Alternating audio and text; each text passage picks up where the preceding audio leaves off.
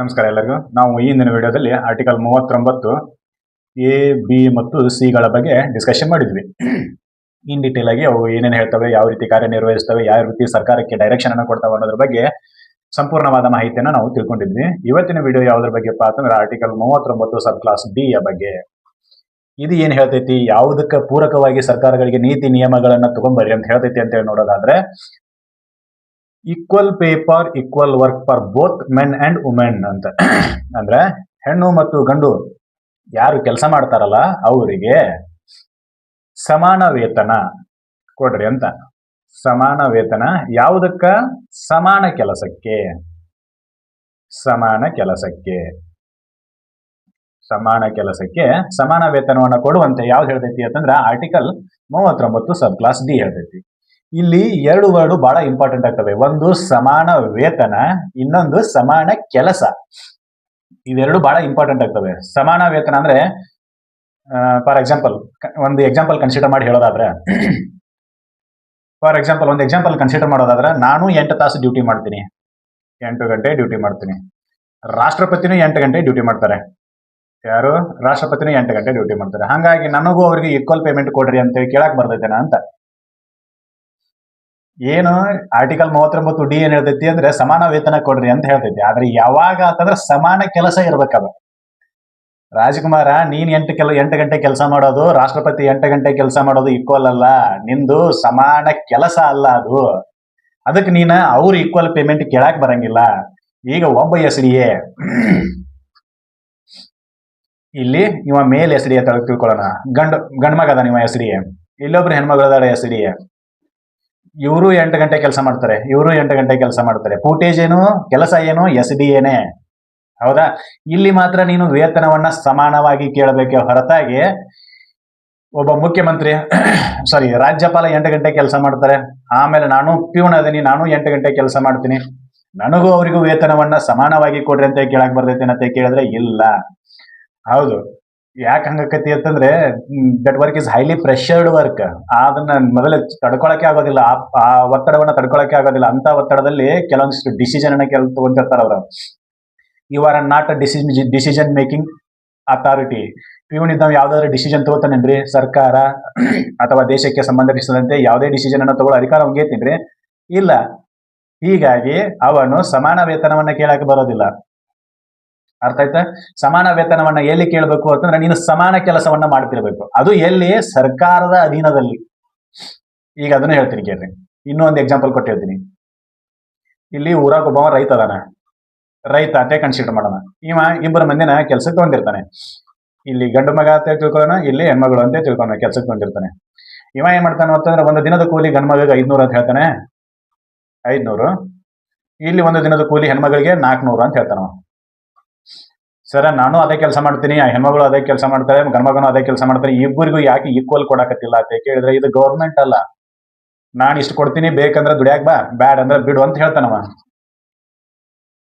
ಹೌದಾ?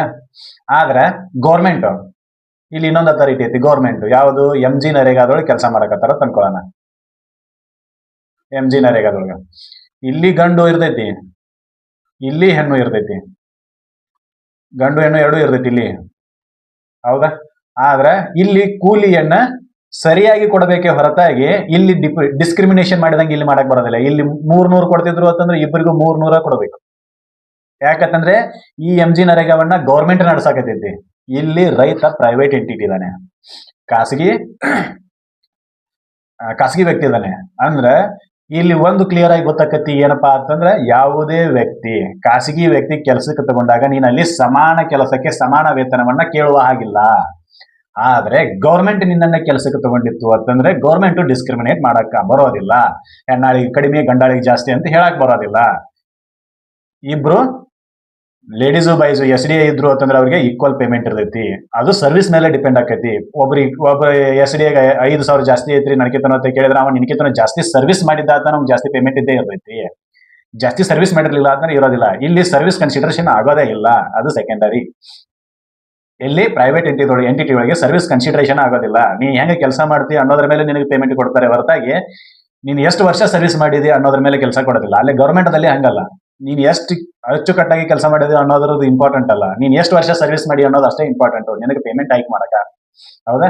This is an important thing. Equal payment ಅನ್ನ ಎಲ್ಲಿ ಕೇಳಬೇಕು? ಸರ್ಕಾರ ನಡೆಸ್ತಕ್ಕಂಥ ಶಾಖೆಯಲ್ಲಿ ಅಥವಾ ಸರ್ಕಾರ ನಡೆಸ್ತಕ್ಕಂಥ ಸಂಸ್ಥೆಗಳಲ್ಲಿ ಮಾತ್ರ ಈಕ್ವಲ್ ಪೇಮೆಂಟ್ ಅನ್ನ ಕೇಳಬೇಕೆ ಹೊರತಾಗಿ ಪ್ರೈವೇಟ್ ಎಂಟಿಟಿಯಲ್ಲಿ ಅಲ್ಲ. ಆರ್ಟಿಕಲ್ 39D ಸರ್ಕಾರಕ್ಕೆ ನಿರ್ದೇಶನ ಕೊಡ್ತೈತಿ, ನೀನು ಪ್ರೈವೇಟ್ ದವ್ರು ಮಾಡಿದಂಗ ತಾರತಮ್ಯವನ್ನ ನೀನ್ ಮಾಡಕ್ ಹೋಗ್ಬೇಡ.